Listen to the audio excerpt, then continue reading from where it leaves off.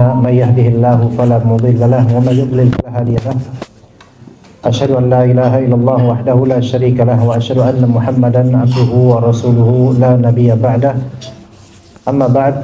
Alhamdulillah, Allah Ta'ala pertemukan kita sebagai saudara muslim dan juga pihak yang saling berkepentingan dalam kebaikan dan ketaatan di jalan Allah, yang mana di sini saya pribadi diamanahkan untuk menyampaikan hal-hal terkait dengan fikih umrah.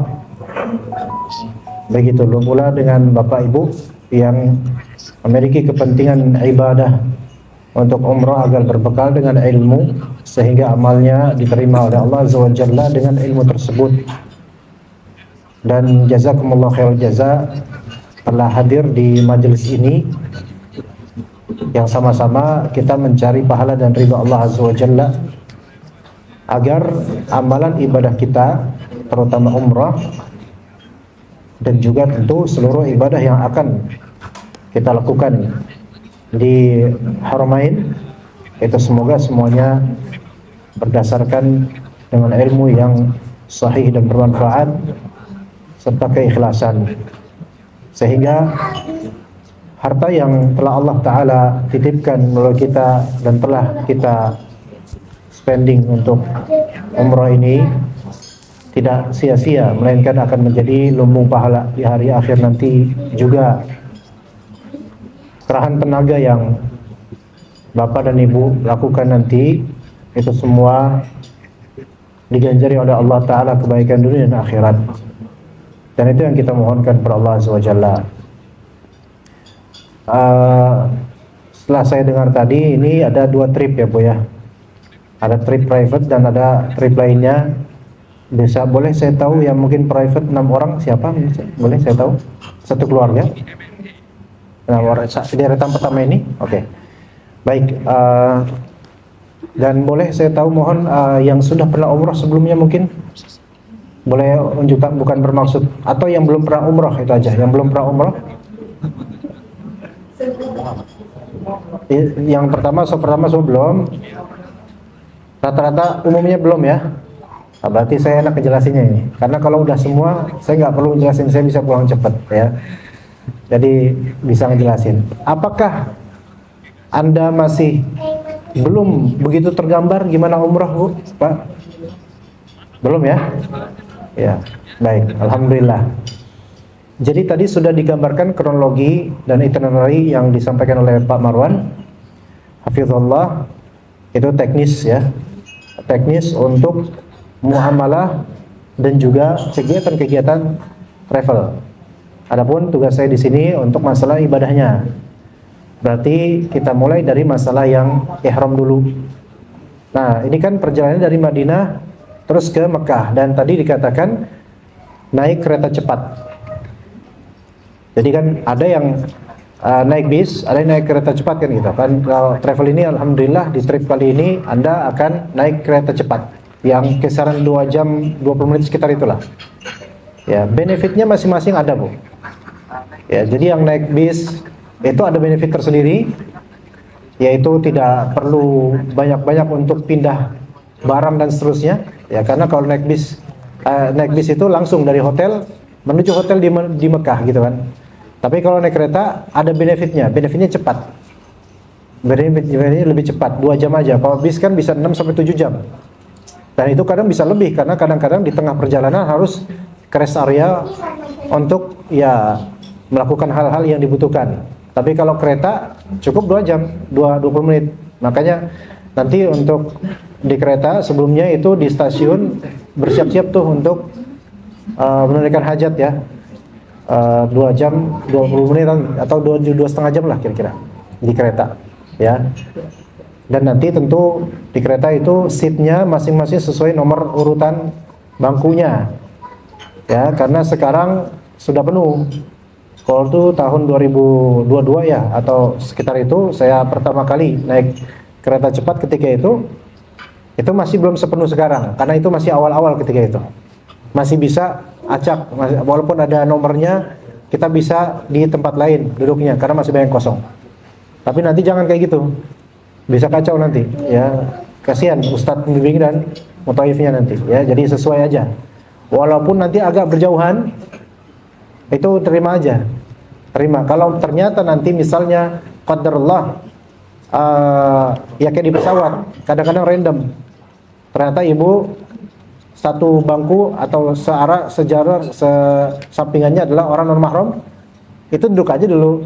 Ntar pas sudah selesai berangkat baru tukeran dengan yang mungkin lebih enak gitu ya, bukan lebih enak, yang mahram gitu ya. Begitu Bu ya.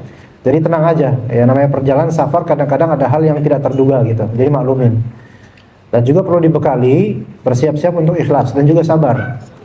Karena dalam perjalanan umrah, kalau kita jalan ke Jawa Tengah aja itu kadang-kadang ada hal yang nggak kita duga, sehingga harus kita sabar. Apalagi masalah ini. Dan ketahuilah ini kan dalam rangka ibadah. Berarti memang harus ekstra sabar. Dan bisa dipastikan akan ada yang tidak terduga nanti. Dari itinerary, jadwal, dan juga mungkin tasrih nanti misal ada perubahan atau apa, kita nggak tahu. Belum nanti kalau ibu ke Raudhah misalnya, desak-desakan, menunggu ini, menunggu itu, dan ngantri lama, diri lama, itu semua nilai kan ibadah aja, bukan nilai ngantri sembako atau apa, nilai ibadah semuanya. Seseorang itu ketika mendasari perbuatannya lah karena Allah, maka Allah itu menjamin keringanan perbuatan itu. Tapi kalau seseorang mendasari perbuatannya karena gengsi, karena saya kok diperlakukan seperti ini, harga diri dan seterusnya, itu memberatkan. Maka nanti apapun yang Allah takdirkan, ridholah. Karena ridho itu meringankan. Kemudian ibu-ibu sekalian, bapak-bapak ibu sekalian rahimakumullah, memakai kain ihram pada asalnya itu disyariatkan ketika di miqat. Ketika di miqat. Nah, kalau misalnya bis, itu biasanya miqatnya itu kan kita ke Bir Ali dulu, atau ke Bir Ali dulu ini biasanya sudah pakai kain ihram. Ya sejak di hotel. Tapi karena kita insya Allah pakai kereta cepat, ya udah kita nggak ke Bir Ali pastinya. Nah, pakai kain ihram di hotel itu belum tergolong sebagai resmi ihram, belum. Baru resmi ihram ketika sudah mendekati miqat di kereta. Ketika sudah mendekati miqat di kereta, ya. Dan bedakan antara memakai pakaian ihram dengan niatan ihram. Dengan niatan ihram. Nah, di sini lihat wajib umrah dan wajib dan rukun, yaitu berihram. Maksudnya berihram di sini meniatkan untuk ihram umrah dari miqat. Nah, kalau niatan itu dari sekarang Anda sudah niat sebenarnya. Bedakan ada dua niat. Niatan mau umrah sama niatan asyuru' fil umrah, yaitu niatan memulai umrah. Anda sekarang belum memulai umrah. Kapan memulai umrah? Ketika mendekati miqat atau pas di miqat. Jadi tadi seperti kata Pak Marwan, jangan ketiduran di kereta. Jangan ketiduran di kereta. Nanti kalau misalnya Anda orang yang mungkin ketika itu letih, capek, mungkin bisa minta tolong sama teman-temannya atau sama mutaif atau ustaz pembimbing, tolong bangunin saat pas dekat miqat. Tapi biasanya itu kan dekat miqat, yaitu 20 menit pertama itu pokoknya tahan dulu. Ya, apa kayak gitu, jangan sampai tidur, makan cabai kayak atau gimana biar nggak tidur ya. Atau taruh remason gitu atau gimana. Nggak, pakai remason boleh. Karena remason bukan parfum. Ya Bu ya. Kecuali kalau Anda niatkan pengen jadikan remason sebagai parfum, maka itu niatan yang nggak boleh. Tapi insya Allah nggak ada yang kayak gini. Ya, pakai fresh care nggak boleh. Fresh care, soft care, ini bukan masalah merek ya. Kenapa? Karena minyak angin yang ada tujuan harumnya, aromanya itu tergolong parfum. Maka besok-besok bawa cap kapak aja, ya. Saya nggak jual, cari aja Bu ya. Kemudian remason, minyak kayu putih boleh, boleh. Iya, caplang atau cap apa aja terserah Ibu. Ya, beli di apotek atau manapun terserah Ibu. Tapi kalau yang kayak fresh care dan soft care dan semisal itu jangan. Lebih amannya jangan, karena itu ada sisi memang niatannya untuk mengharumkan. Gitu. Pokoknya jangan yang harum-harum, remason, balpirik itu boleh, nggak masalah. Bagi yang berkebutuhan. Kalau nggak ada kebutuhan ngapain pakai itu, gitu kan? Nah, Ibu nanti kemudian bapak-bapak nih yang laki-laki wajib memakai pakaian ihram. Ihramnya di sini maknanya niat, memulai manasik umrah. Anda meniatkan itu yaitu ketika mendekati miqat. Mungkin 10 menit, 15 menit setelah kereta berjalan, atau nanti akan diingatkan mungkin melalui WhatsApp oleh ustadz pembimbing. Itu insyaallah mulai, dan itu ada orang yang hendak melaksanakan umrah wajib mulai ihram dari salah satu miqat ya. Miqatnya yaitu miqat dari Madinah. Nanti bapak-bapak pakai pakaian ihram, kemudian ibu-ibu pakaian normal bebas, nggak masalah. Ya. Kemudian bapak-bapak jangan pakai pakaian yang ada jahitannya, bahkan sampai celana dalam. Kalau ibu-ibu nggak masalah, ibu-ibu bebas. Ini hanya untuk laki-laki saja. Tapi bagaimana dengan kaos kaki? Bagaimana dengan kaos kaki? Laki-laki jangan. Kalau bisa, ya. Kalau bisa tidak, ya. Insya Allah nggak apa-apa. Kecuali yang memang ada luka atau apa, ya khawatir apa, itu nggak masalah. Tapi sarung tangan untuk perempuan jangan. Sarung tangan, laki-laki juga ngapain pakai sarung tangan? Ya kan? Kalau perempuan jangan. Sebagaimana Anda sholat, Anda tidak pakai sarung tangan, gitu kan? Wajah, ya wajah, ibu-ibu nanti yang cadaran dibuka, nggak pakai cadar, nggak pakai niqab, itu dilarang. Tapi bedakan antara intiqab dengan satrul wajah, yaitu menutup bagian wajah. Intiqab itu pakai niqab, pakai cadar. Tapi kalau menutup sebagian dari wajah itu diperbolehkan untuk perempuan, untuk menghindar fitnah misalnya, seperti masker. Tetapi tentu yang lebih afdol nggak pakai itu. Cuman kalau dia merasa khawatir, ya mungkin khawatir nanti ada laki-laki terfitnah atau bagaimana, itu diperbolehkan. Itu diperbolehkan. Nah, kemudian nanti boleh nggak bawa tas? Boleh bawa tas, karena tas itu bukan pakaian. Yang dilarang ketika ihram memakai pakaian yang dijahit. Makai untuk laki-laki. Bawa tas boleh. Sabuk bukan di ini disediakan nggak Pak Man di sini? Nggak. Kalau emang ada yang punya sabuk boleh. Untuk laki-laki kalau khawatir, ya karena dia nggak biasa pakai sarung, itu khawatir nanti, kalau saya pakai ini nanti takutnya, ya gitu deh ya, copot gitu kan, apalagi ini depan Ka'bah kan malu gitu kan, ya maka kalau khawatir kayak gitu ya dia boleh pakai sabuk untuk pengamanan itu, ya tapi sebaiknya sih enggak, udah biasain aja dulu, ya training aja dulu di rumah, jalan-jalan pakai pakaian ihram gitu misalnya, ya kalau mau lebih pede lagi ya keliling komplek boleh lah pakai itu, ya. Nah kalau misalnya dia udah biasa kayak itu nggak usah pakai sabuk, tapi kalau dia mau silahkan pakai sabuk, ya. Kemudian nggak boleh pakai topi, ya, kacamata nggak masalah, dan hal-hal lain. Itu pantangan-pantangan atau hal yang tidak boleh dipakai ketika memakai pakaian ihram. Jadi dikatakan di sini pakaian dilarang. Pertama gamis, itu pasti gamis. Baju, ya baju seperti ini dilarang, memiliki lengan atau kaos daleman jangan. Kalau misalnya dari hotel ke stasiun nanti pakai pakaian ihram tapi dalamnya ada kaos atau celana dalam, itu masih boleh, Bu. Karena apa? Karena belum mulai ini. Tapi ketika Anda sudah di kereta, sudah mau niatan, lepas itu semua, nah repot lagi. Makanya kalau bisa bapak-bapak itu dari hotel udah nggak usah pakai pakaian dalam, langsung aja udah pakai pakaian ihram. Karena repot nanti kalau di stasiun. Tapi di stasiun memang ada kamar mandinya untuk mungkin melucuti pakaian-pakaian dalam, nggak masalah. Tapi kalau nggak mau repot ya udah dari hotel aja langsung, Bu ya, bapak-bapak ya, gitu ya. Kemudian juga imamah termasuk peci nggak usah dipakai nanti ketika lagi berihram. Kemudian khuf, penutup kaki, itu tidak, ya. Kaos kaki jangan, ya. Apalagi sepatu nggak boleh, sepatu nanti dipakai di dalam masjid, di sana nggak boleh, ya. Nah, jadi segala yang menyelimuti badan atau bagian darinya atau sebagian anggotanya, maka orang yang berihram atau disebut muhrim terlarang untuk memakainya. Ya begitu.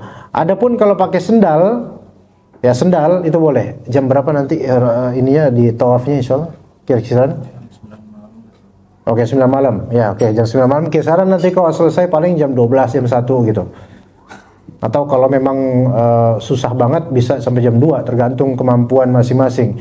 Ya, sampai sini dulu untuk masalah ihram. Untuk wanita pakaian apa saja tanpa ketentuan warna tertentu. Tapi seperti nanti ada form nggak? Ada seragam nggak, Pak? Ada ya warna hitam-hitam biasanya, ya. Selama itu bukan untuk berhias diri. Jadi jangan bersolek nanti dengan pakaian, nggak boleh. Bersolek dengan pakaian nggak boleh. Tapi ada apa adanya aja. Ya, dan wanita lebih baik menggunakan kaos kaki boleh. Kalau perempuan, karena itu bagian dari aurat, maka harus ditutup juga. Ya, yang tidak boleh itu niqab, yaitu cadar. Ya, adapun kalau masker itu boleh. Tapi sebaiknya hilangkan semua itu. Karena pada asalnya tidak mengenakan penutup apapun untuk muka, ya. Jadi itu. Selain itu, kemudian selain pakaian, masalah parfum, minyak wangi dan semisalnya, yang tadi kita bahas sedikit, ya. Kalau itu adalah cairan atau minyak yang memang diperuntukkan untuk pengharuman, maka ini nggak boleh. Kecuali Anda mengenakannya di hotel. Di hotel. Fahmi, ini bedakan nih. Misal, lagi di Hotel Madinah nih, di Hotel Madinah ya. Itu sebelum Anda pakai pakaian ihram, boleh mandi, sabunan, sampoan, fadol, silakan. Laki atau perempuan, silakan. Karena Anda belum ihram. Itu boleh. Pakai parfum silakan. Dengan syarat jangan sampai parfum tersebut terefekkan ke pakaian ihram laki-laki. Jangan.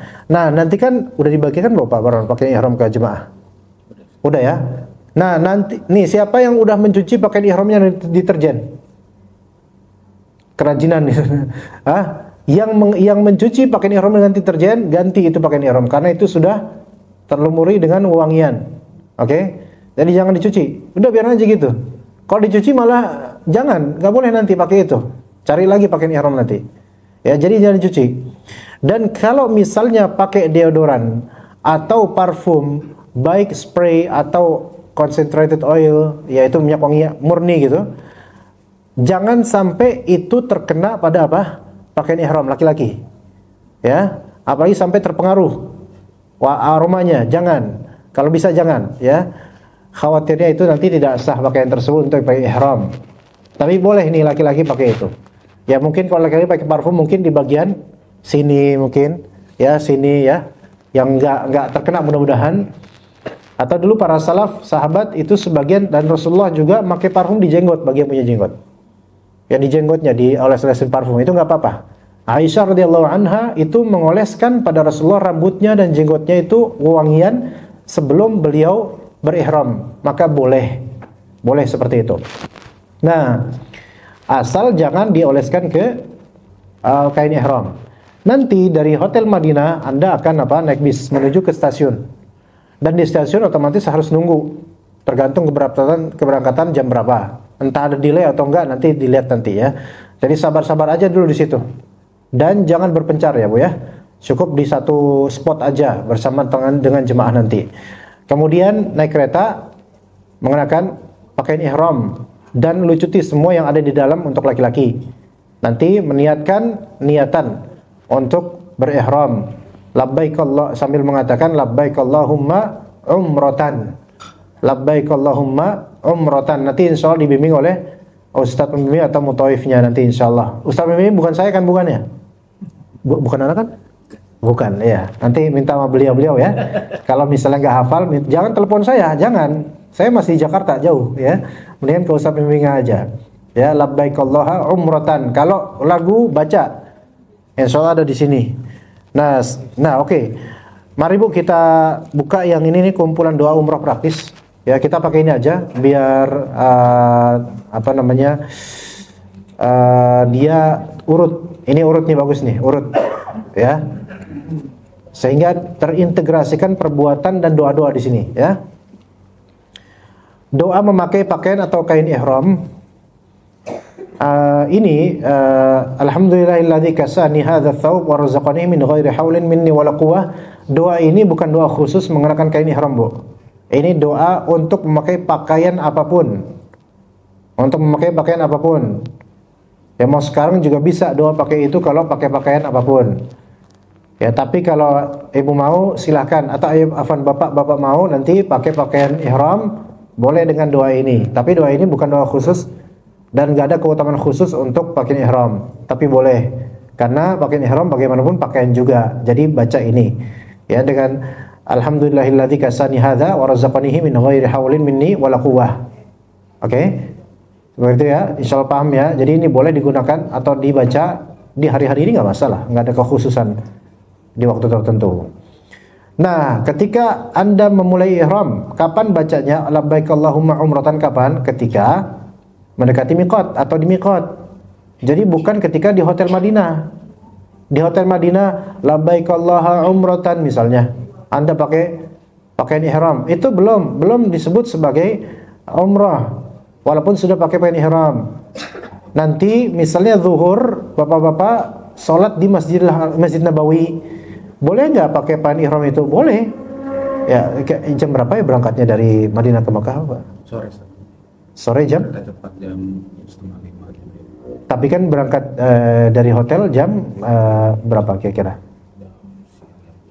Jam 2, jam 3. Nah itu diperbolehkan jamak sholat bagi yang mau di Masjid Nabawi. Ya Bu ya, Bapak-bapak, boleh kalau memang mau jamak sholat boleh. Takutnya nanti kerepotan ketika di stasiun. Tapi kalau nggak jamak juga nggak apa-apa, karena di stasiun juga mungkin bisa sholat insya Allah.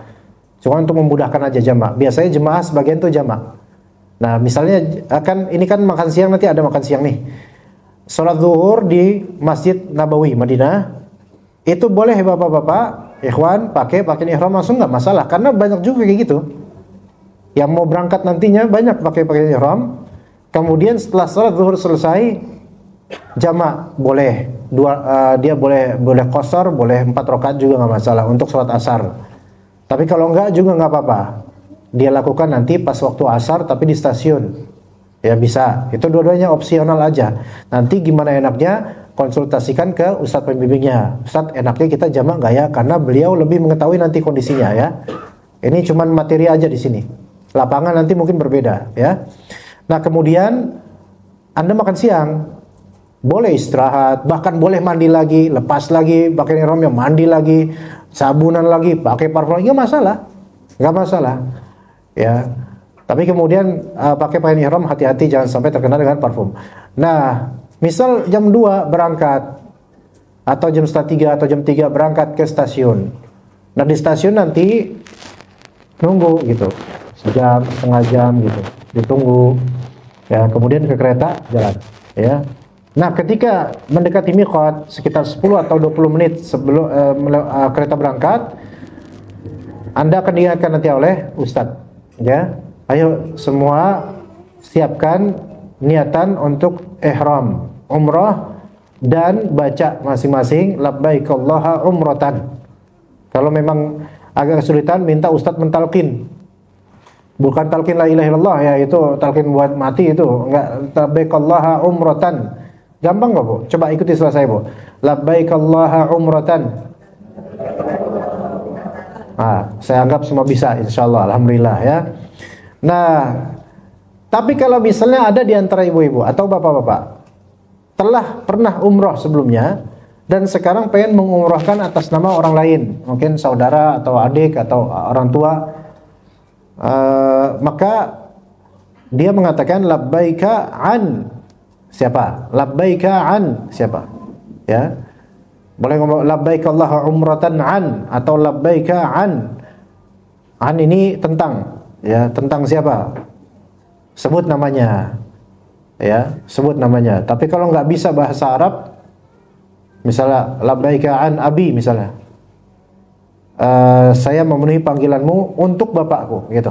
Untuk bapakku maksudnya ini amalan representatif saya untuk bapak saya gitu. Maka boleh seperti itu. Nanti dikonsultasikan lagi ke ustadz pembimbing di lapangan ya.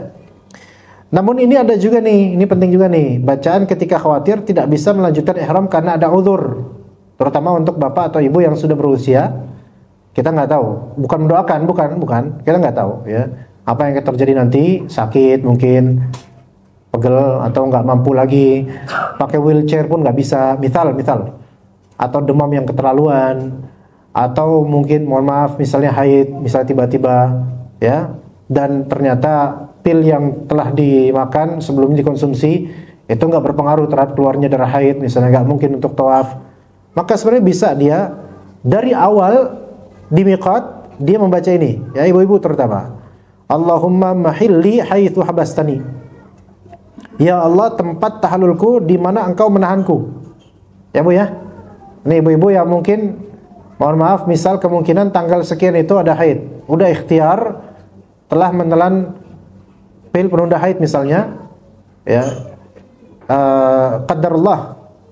Ya, kemungkinan besar itu haid nanti. Misalnya, maka sebelum miqat baca ini. Setelah labbaik Allahumma umratan, baca Allahumma mahalli atau mahilli haitsu habastani. Artinya Allah, tempat tahallulku di mana engkau menahanku. Karena tertahan di sini maksudnya adalah tidak mampu melanjutkan.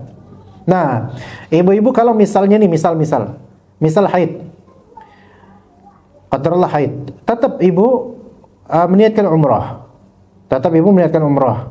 Ya, kemudian nggak bisa tawaf, nggak boleh tawaf. Bahkan yang haid nggak boleh masuk masjid, gitu kan? Maka di hotel. Terus gimana dong? Ya, nggak bisa masuk bagian matof atau bukan matof, tempat tawaf yang di sekeliling Ka'bah itu nggak boleh orang haid di situ. Secara kejujuran aja, karena polisi atau petugas itu nggak bakal tahu Anda haid atau nggak dicek lah, nggak mungkin. Nah, kemudian tapi Anda bisa melakukan sa'i. Maka lakukan sa'i. Ya, nanti konsolidasikan sama pembimbing. Ustaz, tolong nih, saya qadarullah sedang haid, saya nggak bisa tawaf. Karena syarat sah tawaf adalah suci, sementara perempuan haid berhadas besar. Ya, atau nifas. Insyaallah ini nggak ada nifas. Nah, kemudian ketika di mas'a, tempat sa'i, itu boleh dia hadir di situ, sa'i 7. Ya, ke Safa Marwah, ya. Kemudian tahallul, sah umrahnya, tapi dia perlu membaca ini. Allahumma mahilli. Kapan bacanya? Sebelum apa? Sebelum miqat, baca sebelum miqat. Karena khawatir. Bagi yang nggak khawatir, boleh nggak baca ini? Ya boleh-boleh aja, karena kita nggak tahu apa yang terjadi, baik ibu-ibu atau bapak-bapak. Kalau bapak-bapak, mohon maaf, misal ada penyakit badan yang kalau capek itu nggak bisa jalan habis itu, maka khawatir nanti ada apa-apa, baca juga ini Pak. Adapun yang muda-muda, bismillah. Ya, Allah Ta'ala mudahkan nanti ya. Ya begitu. Itu ya, Allahumma mahilli haitsu bastani. Ini betul-betul dipegang Bu nanti Pak ya. Dipegang. Apalagi yang belum pernah umrah, pegang ini. Dan juga buku-buku lainnya ya. Nanti boleh bawa tas biasa, tas dari travel, itu kan praktis tuh. Dibawa itu pas lagi tawaf, baca-baca doa, nanti kita jabarkan. Kemudian Bu, ketika Anda sudah mengenakan pakaian ihram, ya, dan mulailah Anda talbiyah, silakan. Talbiyah sampai di Mekah nanti talbiyah. Di kereta talbiyah. Ya, tapi kadang-kadang ngantuk, ya. Maka ya udah, ketiduran enggak masalah. Talbiyah masing-masing enggak masalah. Tapi nanti kemungkinan kan berpencar itu tempat duduknya. Ya udah, masing-masing aja. Labbaik Allahumma labbaik, labbaik la syarika lak labbaik, innal hamda wan ni'mata laka wal mulk la syarika lak. Nah, di sini katakan Ustaz membimbing. Ya, kalau bisa jangan terpisah Bu Pak ya, pas tawaf. Nah, kalau ternyata crowded, kan kita nggak tahu, bisa aja crowded. Dan ini kalau bawa jemaah, kalau crowded banget, itu kadang-kadang kita agak terombang-ambing ke lebih jauh dari Ka'bahnya. Semakin jauh kan semakin lama perjalanannya, gitu kan? Nanti dari Rukun Yamani ke Rukun Hajar Aswad itu bisa memakan waktu sekian menit, gitu loh. Bisa aja 5 menit, tergantung. Nggak tahu kita nanti gimana, tergantung crowdednya. Kalau 5 menit itu, selama 5 menit, Rabbana atina fid dunya hasanah, boleh nggak? Ya silakan, boleh. Mau doa lain, silakan, boleh. Silakan. Nanti ketika sudah sampai di Rukun Hajar Aswad, ngapain? Bismillah, Allah Akbar. Boleh isyarat nggak? Boleh isyarat kayak gini. Boleh isyarat kayak gini, ya. Atau kalau bawa tongkat, boleh tunjuk kayak gini, ya. Kalau bawa tongkat, ya. Tapi kalau Anda ada di Ka'bahnya langsung, itu dianjurkan untuk mencium, gitu loh. Tapi kayaknya nggak bakal, pasti crowded. Kita mulai jam 9, termasuk waktu primer bagi sebagian travel itu, ya. Maka cukup Bismillah, Allah Akbar, dan sampaikan isyarat aja sekali aja. Sebagian jemaah itu gitu, udah kayak pemain bola habis golin gitu. Itu nggak ada sunnah kayak gitu. Dengan representatif mencium hajar aswad dengan ini, nggak ada kayak gitu. Nggak boleh, bahkan itu termasuk bid'ah. Nggak ada seperti itu. Cukup gini aja, nanti ibu akan lihat, bapak akan lihat kayak gitu. Tapi kalau udah kayak gitu ya jangan dia apain tuh orang, bid'ah tahu, ntar ngamuk berantem nanti. Udah biarin aja orang-orang gitu, biarin. Juga nanti ibu bapak ibu di tawaf ini akan mendengar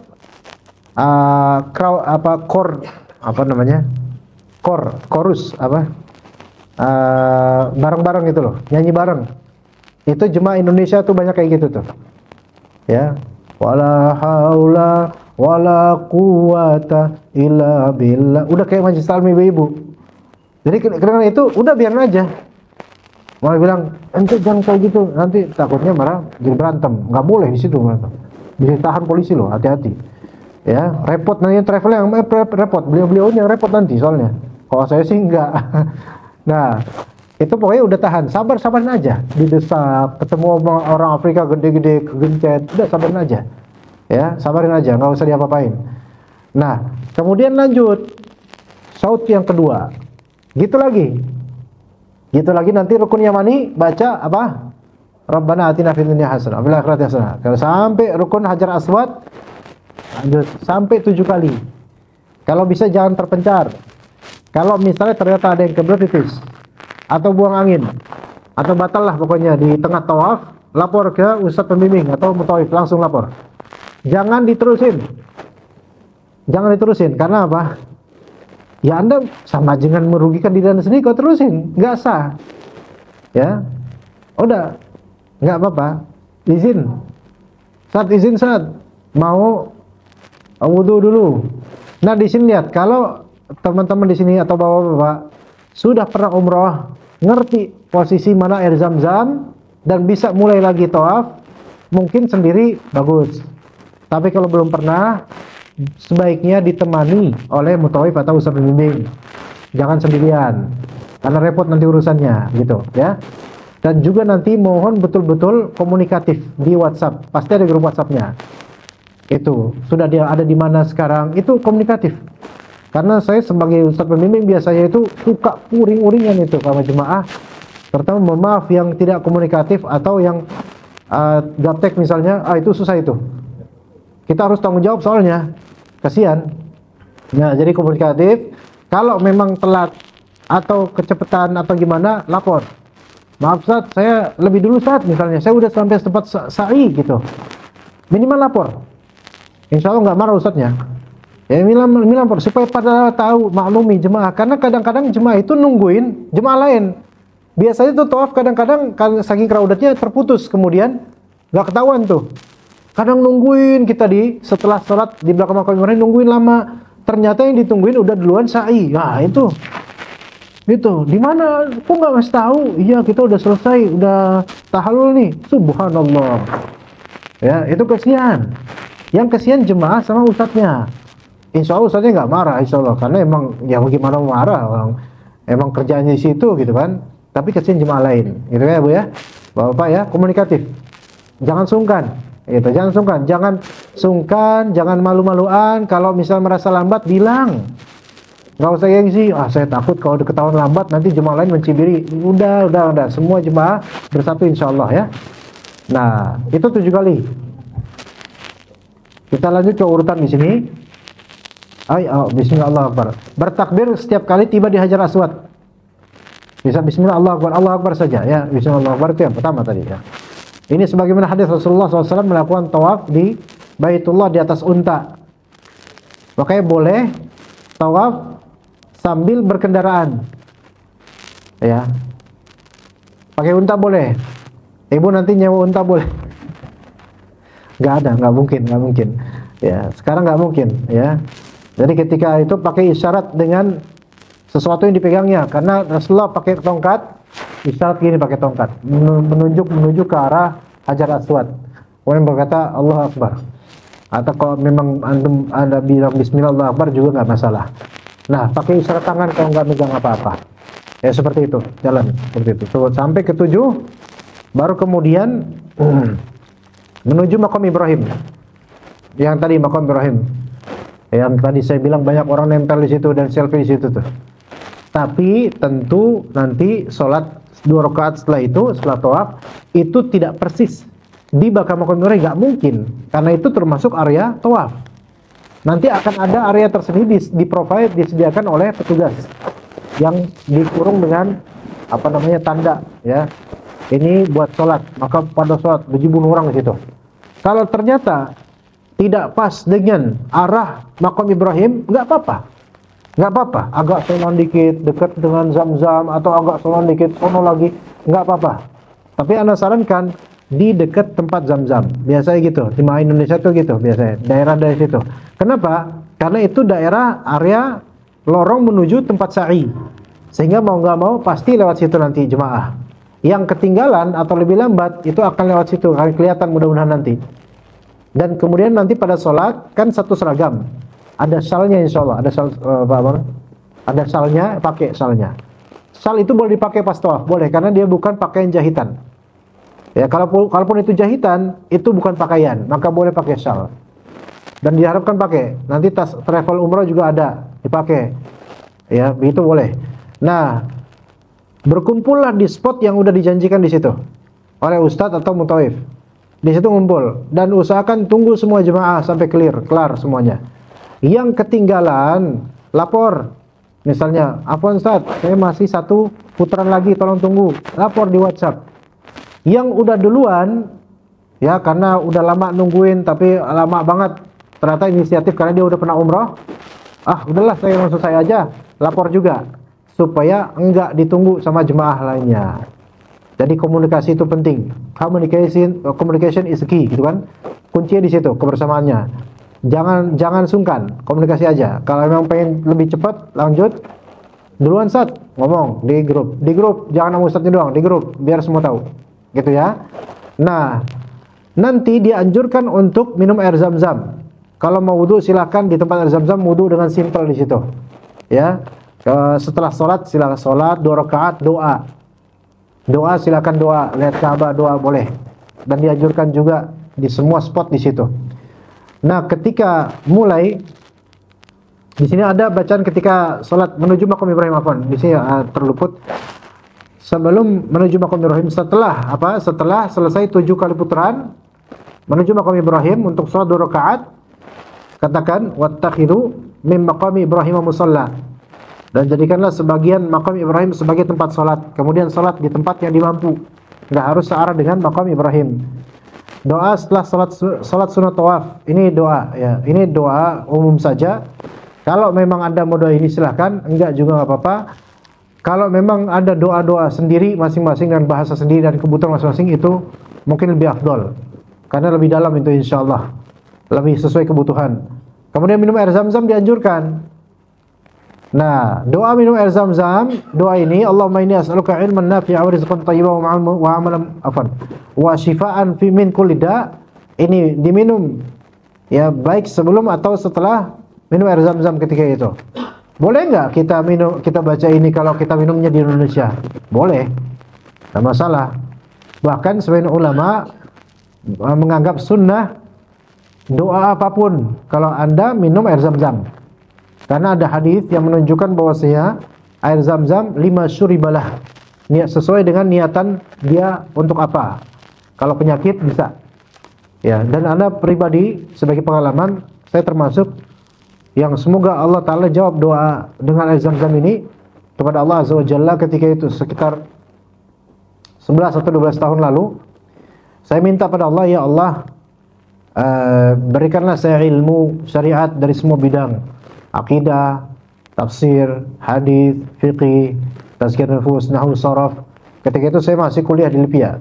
Ya, kemudian itu saya minta kepada Allah Azza wa Jalla sambil minum air Zam-Zam.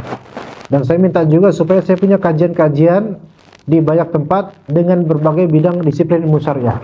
Alhamdulillah Allah Ta'ala menunaikan pengabulan itu. Alhamdulillah.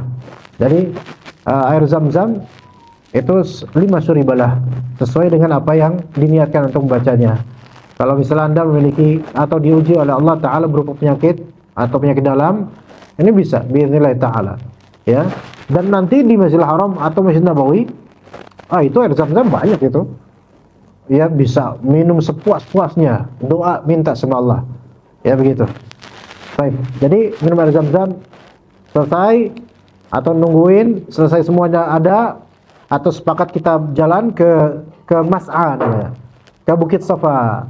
Nanti akan naik sedikit tuh, menuju ke Bukit Safa, naik sedikit. Nah, bacaan di atas Bukit Safa dan Marwah ketika melakukan sa'i. Nah, ketika Anda menuju Bukit Safa, ya, Bukit Safa, ya. Nah, di situ kan Anda baca inna safa wal marwata min sya'airillah, ya. Ada nggak di situ? Safa, coba gambarannya. Nah, saat mendekati Bukit Safa, mendekati itu perjalanan udah mulai naik ke Bukit Safanya.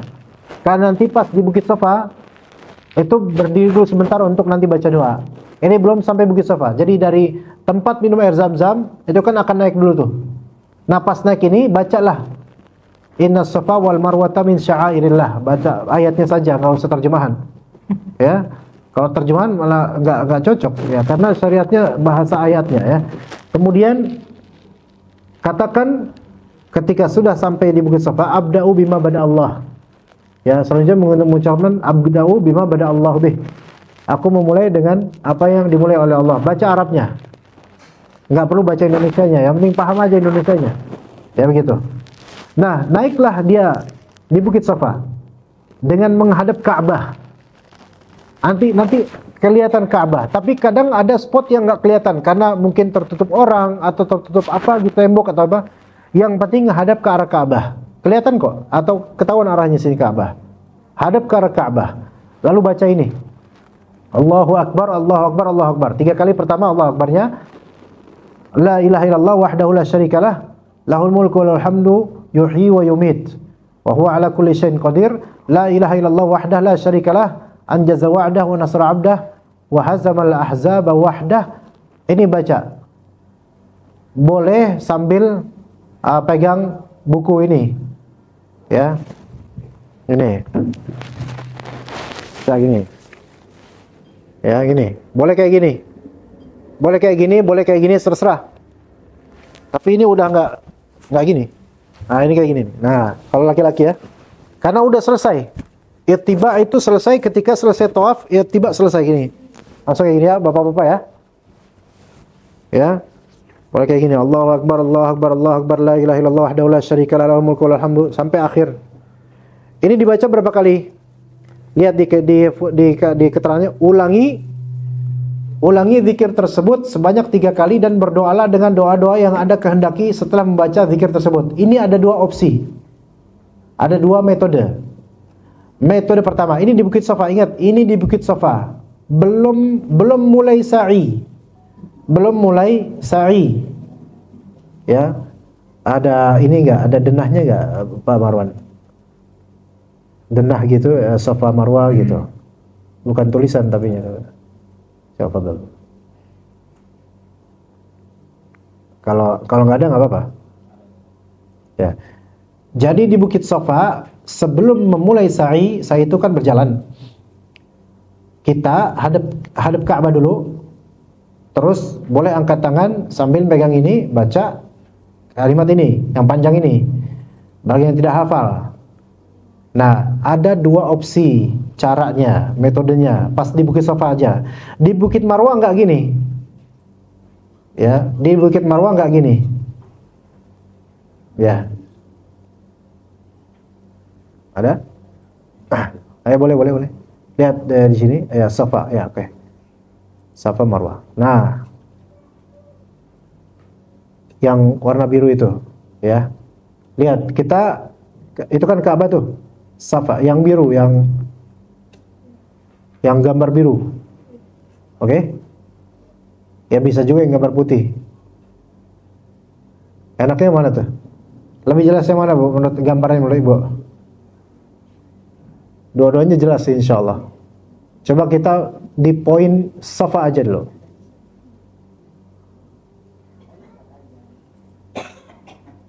Nah ini. Ini boleh. Oke, Safa. Jadi setelah tadi dari Ka'bah kita ke Bukit Safa, naik. Oke, mendekam dulu di situ. Menghadap kiblat sambil berdiri. Nggak ada yang duduk di situ, nggak ada orang duduk di situ. Ya, crowded. Duduk di situ nyusahin orang malah. Ya, menghadap ke kiblat. Masih menghadap ke Ka'bah. Baca ini. Allahu Akbar, Allahu Akbar, Allahu Akbar sampai akhir. Anda kasih dua metode, Pak.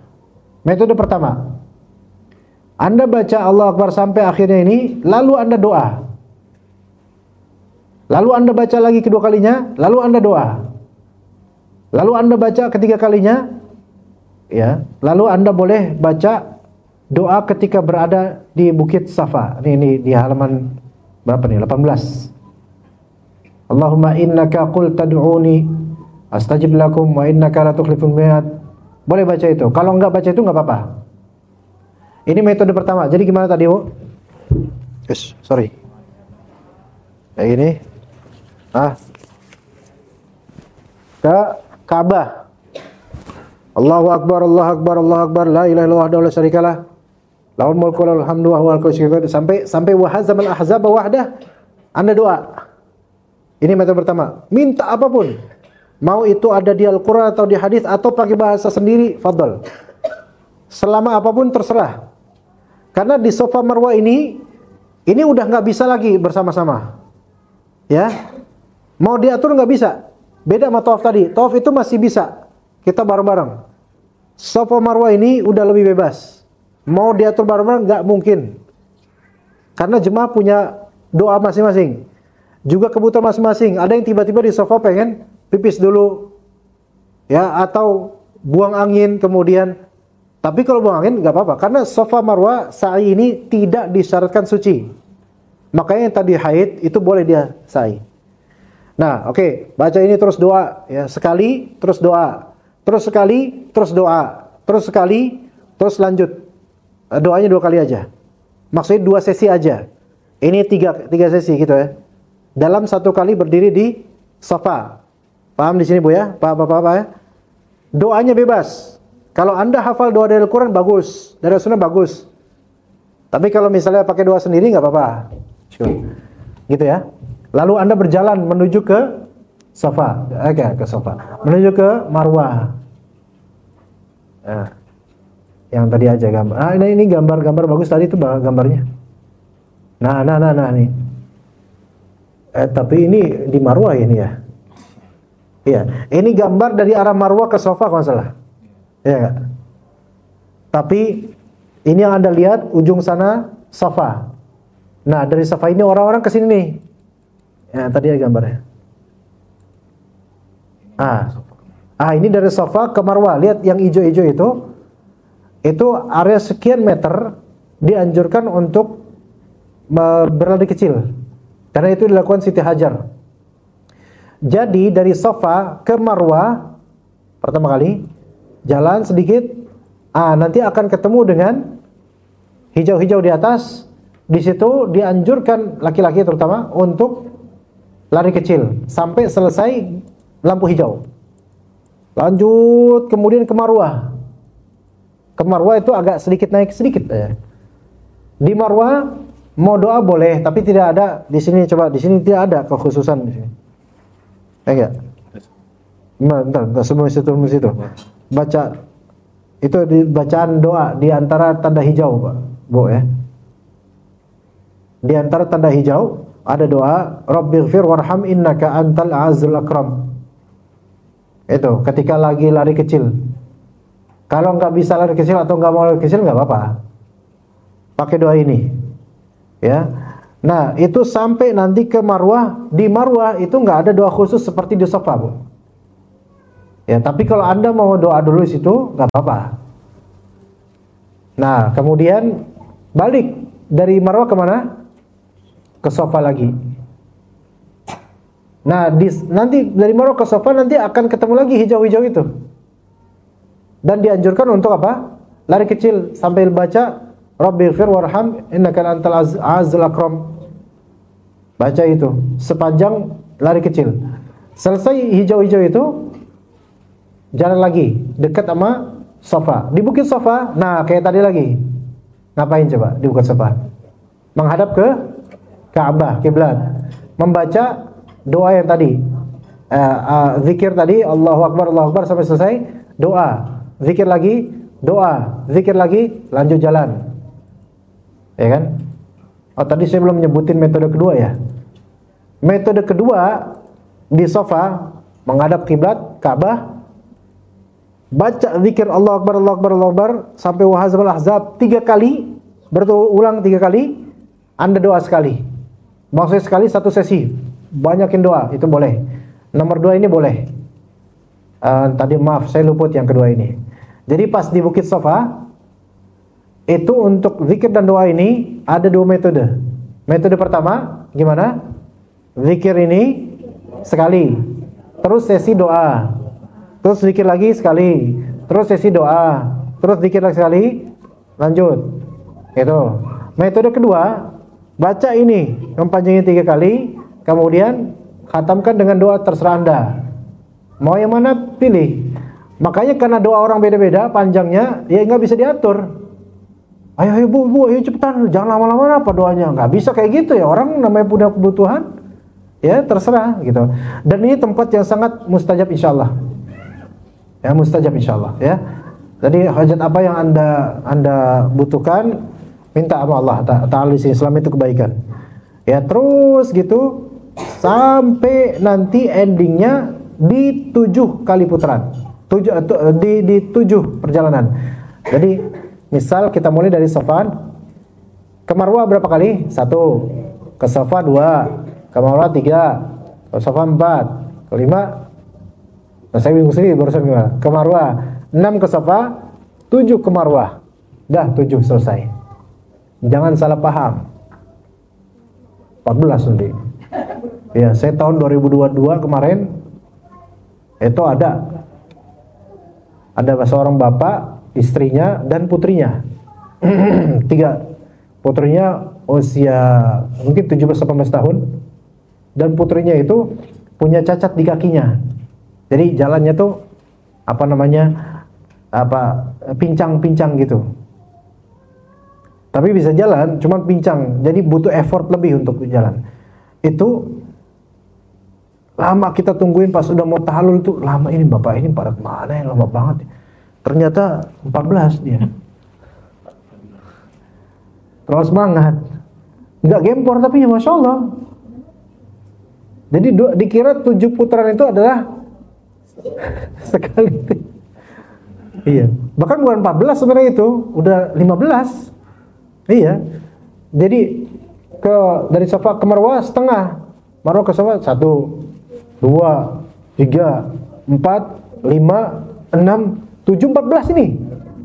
Enggak 14, kan harus keluar tahallul ke Marwah lagi, 15 baru tahallul. Tapi alhamdulillah mereka sehat-sehat aja, subhanallah. Orang salah paham karena nggak tahu, jadi nggak keberatan. Coba kalau tahu dia salah pasti, nah apa, waduh, nyesel gitu kan. Tapi nggak, mereka akhirnya normal-normal aja. Yang seperti ini aja bisa, itu udah tua loh. Mungkin usia bapaknya 60 tahun, ibunya mungkin 50 sekian, anaknya usia 17-an, dan anaknya punya penyakit cacat di kakinya. Alhamdulillah bisa, apalagi kita gitu loh. Tapi kalau misalnya dari awal udah mangkel, keberatan, kemudian tawaf juga amburadul misalnya, nyari ini nyari itu, kerepotan ini, itu lumayan pegel itu pas sa'inya. Nanti sa'i itu bisa jadi lebih memegalkan dibandingkan tawaf. Karena tawaf itu kadang-kadang nilai kebersamaan itu masih terjaga, sehingga terasa ringan. Kan kalau bersama-sama ringan. Tapi ketika sa'i udah nafsi-nafsi. Ya, itu lumayan itu, pinggulnya itu. Lumayan. Tapi kalau Anda tenang kolbunya, ikhlas, nggak mangkel, nggak keberatan, baik aja semuanya, nggak menuntut apa-apa, saya pernah ngerasain. Sa'i kayak nggak ada rasanya. Enak. Sampai selesai tahallul dah. Nanti tahallul selesai dari itu, keluar Masjidil Haram. Nah, ketika Anda lagi sa'i antara Safa dan Marwah dan sebaliknya, Bebas mau baca zikir, mau baca kitab, mau ngafalin Al-Quran, mau baca Quran, mau doa, itu bebas. Ngobrol juga boleh. Masih boleh di sini, tentu bukan afdol ya ngobrol ya, tapi boleh. Ya, sebaiknya jangan ngobrolin dunia sebaiknya. Nah, setelah selesai tidak sholat. Kadang ada pas sudah selesai marwah sholat 2 rakaat di situ. Enggak dikhususkan sholat di situ. Tapi banyak jemaah akan sholat di marwah itu. Ya. Nah, keluar itu istirahat dulu. Biasanya jemaah istirahat dulu sama mutawif pembimbingnya sambil nungguin yang belum selesai. Biasanya gitu. Japri-japriin aja nanti atau di grup kabarin. Nah, pas keluar sama kayak keluar masjid pada umumnya, Allahumma inni as'aluka min fadlik. Ya, itu baca itu. Nah, nanti ketika untuk bapak-bapak, tahallul itu kan artinya menghalalkan. Yaitu menghalalkan yang tadinya diharamkan ketika lagi pakai pakaian ihram. Ada 2 pilihan. Untuk bapak-bapak ya. Mau dia mencukur habis atau dia mau memendekkan saja. Hal yang mencukur habis lebih afdal karena didoakan oleh Nabi SAW 3 kali. Adapun kalau misalnya memendekkan taksir, itu sekali didoakan oleh Rasulullah SAW. Lebih afdal menghabiskan gundul. Nanti teknisnya gini, untuk bapak. Kalau ibu-ibu itu biasanya kalau nggak di kamar mandi, nanti ada kamar mandi, itu toiletnya 1000 unit itu, jadi nyantai aja. Ibu-ibu bisa ke kamar mandi, tapi biasa ibu-ibu tahallulnya di hotel, di kamar. Nah, itu kalau ibu-ibu gampang, ibu-ibu satu ruas jemari aja, gitu udah selesai. Yang bapak-bapak gimana? Tadi ada pilihan. Tapi biasanya kalau kita istirahat setelah keluar dari masjid, kan ngeglosok dulu, apa namanya? Glosok lagi. Selonjoran, ya selonjoran dulu tuh di lantai gitu kan, bareng sama ustadz, sama Toif, sama teman-teman yang lain. Istirahat gitu, karena udah lumayan nih kakinya capek misalnya. Nyantai ngobrol dulu. Itu masih belum boleh ngapa-ngapain itu. Maksudnya belum boleh merayu istrinya, jangan, nggak boleh, masih belum boleh. Karena belum tahallul, karena belum cukur. Itu kadang-kadang Anda akan deketin tuh sama calo tukang cukur. Itu jangan mau. Biasanya calonnya orang Pakistan, orang India tuh. Karena pakai bahasa kita. Berapa rial sekarang nyukur? 10 rial. 15 atau 10 lah gitu. Iya, cukurnya 15 atau 10 rial. Itu nanti ditawarin, itu jangan, nggak boleh. Jangan mau. Biar ustadznya aja yang ngarahin untuk bapak-bapak ya. Itu serahkan ke ustadznya aja. Karena nggak boleh berakad di situ, nggak boleh ada jual beli situ. Ya, jadi sama ustadznya aja nanti diarahin ke tempat pencukuran, atau bagi yang mau nyukur di hotel silahkan. Tapi kan selesai kira-kira jam 1-an ya, Pak Moro ya. Kadang ada jam 2, tergantung, beda-beda. Tergantung seberapa crowded. Kalau misalnya jam 2, kadang nanggung. Ya, kok ke hotel, nanti balik lagi. Nah, jam 4 kan subuhnya jam 5-an kira-kira. Kalau mau tetap di masjid silahkan. Kalau mau tetap di masjid silahkan. Boleh tahallul dulu di tempat cukur, nanti ada diarahkan oleh ustadz itu atau muthaif. Cukur itu silahkan, setelah cukur udah bebas tuh. Dia mau shopping silahkan. Pas lagi pakai pakaian ihram shopping di mall itu biasa. Pakai pakaian ihram shopping di mall biasa. Yang penting sudah tahallul. Nah, yang mau gundul itu lebih afdol. Lebih afdol. Nanti digundul habis. Yang mau taksir pendekin rambut itu boleh, tapi syaratnya adalah seluruh helai rambut itu kena pemendekan.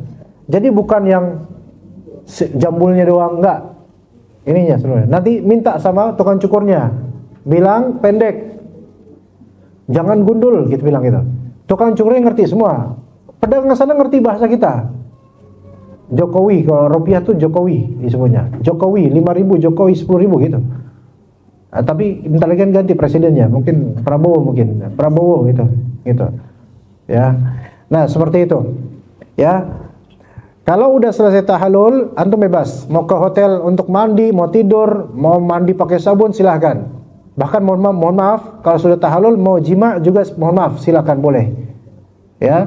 Kemudian kalau orang yang setelah tahallul dia pakai pakaian ihram masih ke masjid, di masjid, masih mau di masjid, itu silakan. Kalau dulu tahun 2018 saya masih tetap di masjid, menunggu subuh, dulu masih ke tempat tawaf itu pakai pakaian ihram masih boleh dulu. Ya, maksudnya masih orang yang nggak pakai pakaian ihram pun boleh masuk ketika itu. Tapi sekarang ya kalau bisa jangan begitu, kalau bisa ya. Begitu, tunggu subuh. Nah itu selesai udah, tahallul udah selesai. Insya Allah semua mudah, ya. Pokoknya penting ketika di sana pas mau ihram hilangkan mangkel di hati karena itu benar-benar membuat otot tegang. Hati itu nggak enak. Beneran ya? Kalau hati nggak enak, kesel, ada kelakuan jemaah lain mungkin nggak disukain, atau kelakuan jemaah di travel lain, atau kelakuan orang Afrika, itu maafin aja. Karena mangkalnya gitu, justru kita yang kena beratnya. Kita yang kena beratnya, begitu ya. Mangkal disimpan aja buat di Indonesia ya, gitu. Jadi di sana tuh enak-enak aja, having fun. Insya Allah dimudahkan. Nanti tiba-tiba udah selesai tahallul aja, alhamdulillah. Ternyata mudah yang umrah. Ya kata siapa susah? Mudah umrah itu. Yang bikin susah kan perasaan aja, gitu. Begitu Bu. Nanti jalanin, insya Allah mudah. Pokoknya banyak konsultasi sama ustadznya, ya. Jangan sungkan. Ustadznya diam, suruh ngomong. Ustadz ngomong apa Ustadz gitu. Ya, jangan diam gitu. Ustadznya minta fatwa sama beliau. Buku Mutaif juga paham. Mutaif juga cari fatwa dari beliau untuk masalah-masalah ini. Baik, silakan jika ibu-ibu, bapak ada yang mau bertanya dipersilakan berkaitan dengan prosesi umrah ini. Silakan. Atau sudah paham semua? Silakan Pak Rizky. Ada yang bertanya? Oh gitu. Iya. Baik, pada jamaah yang ingin bertanya jawab pada Ustaz silakan, dan ini waktu yang sangat prestisius kita manfaatkan agar waktu ibadah kita maksimal saat di sana nanti. Iya, insyaallah. Udah paham semua sepertinya. Hah? Udah Atau paham. ada yang mau praktek pakai kain ihram Ustaz ya? Mungkin. Kalau ada yang mau. Pak Ghazali silakan. Iya, silakan. Mengenai tahallul tadi, jadi tahallul itu boleh setelah kita selesai dari sa'i, itu boleh ditunda sampai fajar. Boleh. Kalau misalkan tadi kita selesai jam 1, jadi subuh di sana, Ya, boleh. ditunda setelah itu. Tapi tetap berlaku dong masih. Tetap berlaku ihram. Ya. Iya. Nah, ini bagus nih pertanyaan, masyaallah. Jazakallahu khair. Jadi ketika Anda selesai apa namanya? Sa'i, marwah selesai, Anda keluar masjid, tapi menunda tahallul nanti aja pas sudah terbit fajar atau pas sudah pagi nanti lah. Saya masih pengen apa namanya? Di tempat tawaf, ya kan? Itu boleh masuk. Secara syar'i boleh, secara hukum boleh gitu. Karena pengen sholat di depan Ka'bah misalnya gitu. Ya gitu. Itu kesempatan tuh Bu, ya Pak ya. Nanti kalau misalnya ada yang mau menunda, bilang ke ustadznya, Ustadz maaf Ustadz, Anda tahallulnya tunda dulu karena saya pengen subuhan di depan Ka'bah misalnya. Itu boleh. Karena Anda kan belum tahallul, maka Anda punya hak untuk ada di tempat tawaf. Jadi pakai ini bukan kamuflase karena masih dalam kondisi ihram secara syar'i. Maka lakukan itu silakan. Dan wallahi teman-teman sekalian, nikmat. Ana pernah suatu ketika, ya ketika itu pas lagi umrah, ketika itu sedang betul-betul sedih-sedihnya, ada masalah lah pokoknya, dan minta sama Allah betul-betul supaya bisa gitu sholat di depan Ka'bah misalnya. Dan ketika itu memang mendekati subuh, ana berada di tempat tawaf itu, dan wallahi ana nggak menyangka bahwasanya di subuh hari itu atau bahkan Qiyamul Lail, ya bukan Ramadan tapi seperti malam terakhir ya, Anda berhasil mendapatkan tempat yang terdekat di Ka'bah, saf pertama di depan Ka'bah.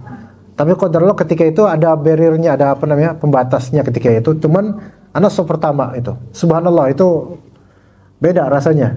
Tapi memang ketika itu qadarullah, alhamdulillah hati ketika itu memang lagi betul-betul ringan, makanya enak gitu loh. Adapun kalau hati kita udah kesel dari awal atau kecewa sama orang atau gimana, itu susah didapat. Nah, nanti bapak-bapak kalau misalnya teman-teman memang ada yang mau melanjutkan di tempat tawaf karena masih pakai ihram, Anda punya hak di situ. Ya boleh di situ. Mungkin bisa minta sama Allah, ya Allah saya pengen sholat subuh dekat sama Ka'bah misalnya. Tapi kalau kayak gitu, triknya adalah Anda harus di dekat subuh itu tawaf dan mendekati Ka'bah. Begitu. Itu caranya. Kalau emang mau seperti itu. Cuman nanti otomatis kalau emang kayak gitu, berarti Anda terpisah dari sebagian jemaah. Nanti cari inisiatif sendiri untuk tahallul. Iya. Itu resikonya. Tapi bukan resiko sebenarnya, itu pengalaman aja, adventure aja. Nanti setelah subuh selesai, Anda keluar, mungkin bisa tanya-tanya orang, mau cukur di mana?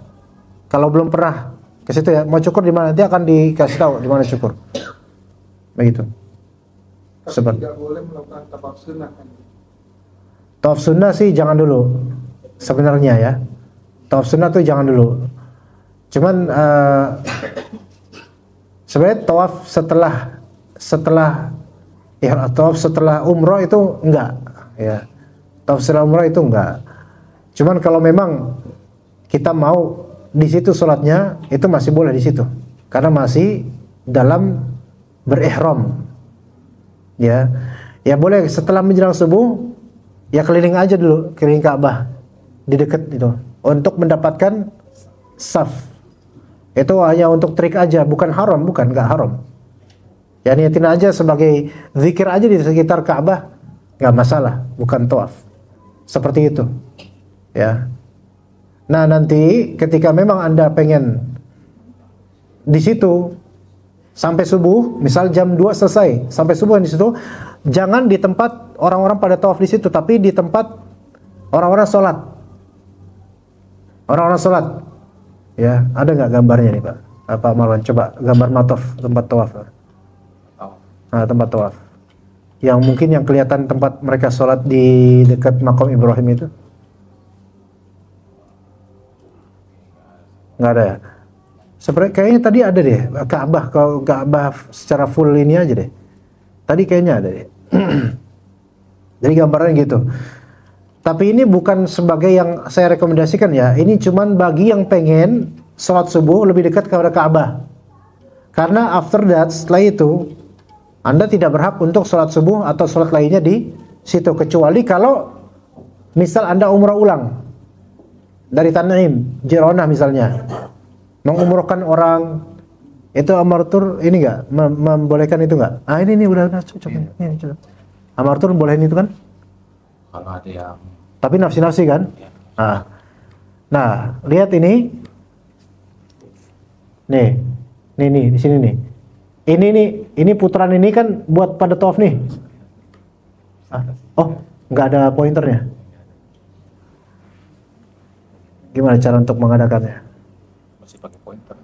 Kalau nggak usah kesana. Ya, anak kesana deh. Enggak apa-apa. Nih, tuh lihat tuh. Ini foto kapan ini? Kok kayaknya lama ya, bukan?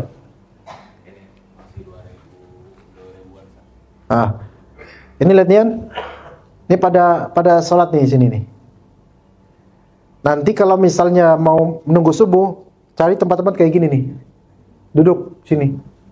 Jangan duduk sini, diusir nanti. Orang lagi pada lewat malah pada duduk ini sini nih. Ya. Itu bukan tempat sholat yang di belakang makam Sekitar. itu. Sekitarnya. Ini makam Ibrahim mana kok nggak kelihatan dia? Depan pintu Ka'bah. Ini kok agak beda sama yang terakhir kayak gitu. Ya pokoknya di sinilah ya.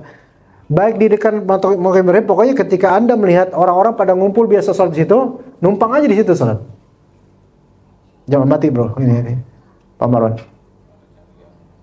Ya, yang lebih jelas mungkin, yang terupdate gitu, kalau bisa. Di situ, kalau waktu itu, tahun 2018 mendekam di situ tuh. Ini tempat, nah nanti lihat nih. Tadi bagus tuh pas lagi sholat tuh bagus tuh. Pas lagi ruku apa sujud. Nah ini sebentar. Ini kan lagi sholat nih. Sholat jamaah nih. Anggap ini subuh. Ya kan? Nah ini mereka yang berhasil di sini adalah yang sebelum subuh itu lagi ada tawaf di sini. Gitu. Makanya pas mungkin setengah jam subuh-subuh deh. Setengah jam subuh-subuh nyampur dah sini. Gitu. Setengah jam subuh-subuh. Supaya nanti ketika udah menjelang azan itu ditertibkan Disuruh pada berhenti. Apalagi menjelang qomat itu udah berhenti semua sholat. Dapat di sini. Gitu.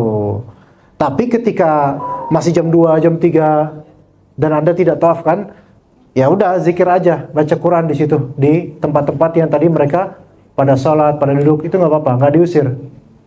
Cuman hati-hati, ini ya memang kadang-kadang dinamis gitu. Kadang-kadang tempat itu akan tiba-tiba ditutup dengan apa sih namanya ya, yang dari plastik itu loh, penutup pembatas gitu, borden itu. Kadang-kadang gitu. Pokoknya akal-akalin aja. Ini akal-akalin bukan haram ya, karena Anda masih dalam kondisi ihram, niatan ihram, belum tahallul. Maka akalnya gimana caranya supaya nanti jam 4 atau setengah 5 udah bisa masuk sini, ikut berbaur dengan orang yang sedang tawaf, kayak gitu. Pertanyaan lagi.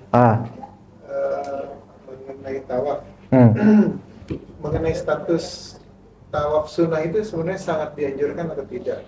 Terus yang kedua, tawaf sunnah setelah selesai, misal besoknya kita mau. Oh iya, oke. Itu sangat dianjurkan atau tidak? Oke. Yang kedua adalah ada nggak teknik supaya kita mensiasati biar hitungannya pas, takut hilaf lupa atau apa, supaya itu pas tujuan, apakah ada teknik? Kita bawa karet atau apa begitu? Iya. Gini, tawaf sunnah itu sama seperti tahiyatul masjid. Artinya Anda disunahkan untuk tawaf kapanpun masuk Masjidil Haram. Itu boleh. Seperti tahiyatul masjid, di masjid manapun, kapanpun boleh tahiyatul masjid.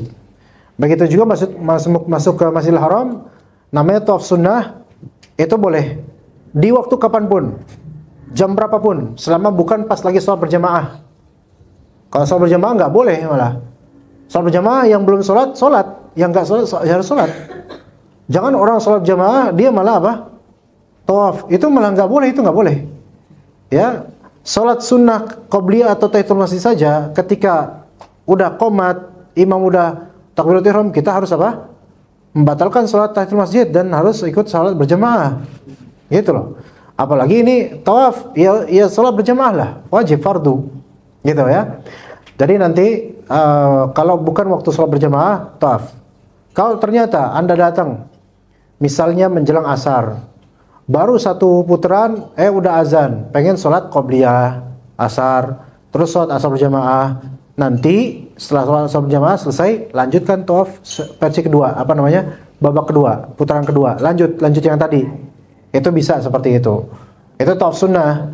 Tapi untuk tawaf sunnah, bebas pakaiannya dan dilakukan di ring yang panjang itu, yang jauh itu, bukan di tempat tawaf.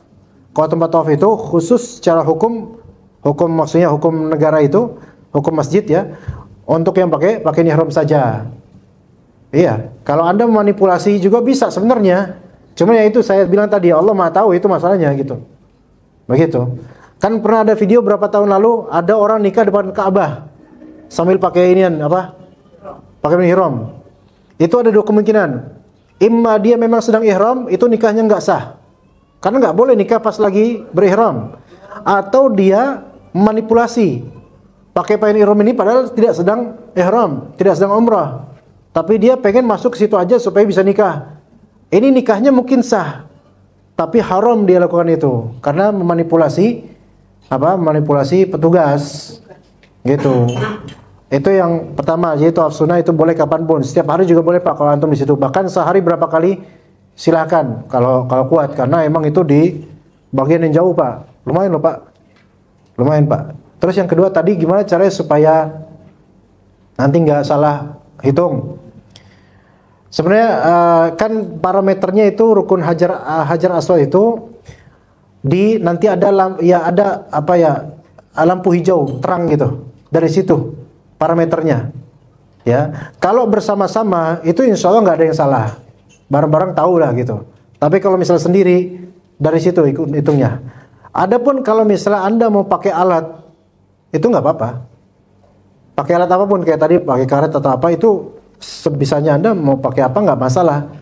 Hanya saja itu sebagai pembantu saja, bukan ada sisi ibadah di situ. Begitu, silakan. Begitu Pak. Ada yang mau tanya lagi ya Pak? Baik, ada ditanya lagi mungkin dari Ibu.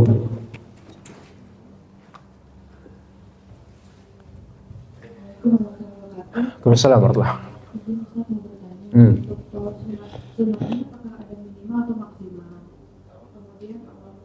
Minimal apa nih maksudnya? Nggak ada, 7 Pak, 7, nggak ada minimal, nggak ada maksimal. Dia pakem 7 Bu. Sunnah iya. Namanya tawaf itu 7, walaupun sunnah mutlak gitu 7. Dan juga makanya tadi saya bilang kalau terpotong oleh adanya sholat qobliyah atau sholat fardu, maka dia nurusin yang tadi, begitu. Kemudian untuk tahlul perempuan itu apakah satu wasdir itu keseluruhan atau enggak ini aja, seadanya aja. Kalau perempuan dimudahkan kok untuk masalah ini. Ya gitu aja, ringkas insyaallah. Wah ya. Ya, ada lagi silakan. Satu lagi mungkin kalau ada. Kata Pak Marwan. Pertanyaan lagi jemaah. Ya. Kapan lagi gitu? Karena ya mas saya setelah ini kita nggak bertemu lagi loh Bu, Pak. Nanti Ustadz pembimbingnya kan beda lagi. Silakan. Ya. Assalamualaikum warahmatullahi wabarakatuh. Waalaikumsalam warahmatullahi wabarakatuh. Ustadz mau nanya, kan nanti ada mutawifnya, biar jamaah mendengarkan yang kata-kata mutawif pas kita tawaf itu ada radionya atau gimana, atau kita pakai buku sendiri aja? Pakai perasaan. Gini Bu, ada beberapa travel pakai radio dan sinyal HP, itu malah lebih sulit. Amar pernah TV, Amar pernah nggak ada ya? Itu malah lebih sulit beneran. Maka pakai keikhlasan hati aja, ya gitu. Pokoknya gini Bu, siapapun dari kita jangan ngerasa ini berat. Nanti itu terjadi insya Allah, gitu ya. Jadi gimana cara instruksinya? Bismillah. Beres lah insya Allah. Apalagi kalau nanti dapat mutaifnya yang interaktifnya bagus gitu, insya Allah enak. Atau mutaif yang rajin bercanda, itu insya Allah malah membuat jemaah itu seneng, kayak jalan-jalan biasa gitu, enak insya Allah. Insya Allah semua mudah kok Bu. Nanti ketika di tawaf, insya Allah mutaif bertanggung jawab sama ustadz pembimbingnya juga, mereka kerjasama. Nanti biasanya kalau tawaf kadang-kadang ya tergantung format mereka ya. Saya nggak bisa ngatur, mereka lah yang ngatur nanti. Nanti biasanya ustadz pembimbing di depan, mutaif belakang. Jadi di bareng-bareng gitu. Ya. Seperti itu, laki perempuan sama keluarga gitu. Itu mereka pegangan gitu. Itu insya Allah kalau kayak gitu formatnya bareng-bareng itu cepet, beneran cepet banget. Tapi kalau yang satu pengen sendiri, yang satu masa saya kan udah pernah, itu yang bikin lama, beneran itu yang bikin lama. Kayak gitu.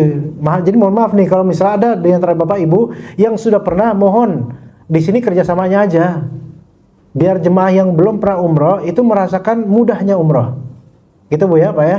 Kalaupun memang misal Bapak Ibu udah pernah umroh dan pengen lebih cepat karena udah tahu tektokannya gitu bahasanya, japri di grup, maaf Ustadz, maaf teman-teman, saya boleh duluan ya, mohon jangan tunggu saya bisa lah insya Allah duluan gitu. Jangan nggak ngomong, kesian nanti teman-temannya, gitu Bu ya. Sama-sama. Mudah-mudahan Allah mudahkan semuanya insyaallah. Oke, mungkin cukup dari saya. Terima kasih teman-teman sekalian, juga Ammar Travel, barakallahu fikum jami'an. Wassallallahu ala nabiyina Muhammad wa ala alihi washabihi ajmain. Wassalamualaikum warahmatullahi wabarakatuh.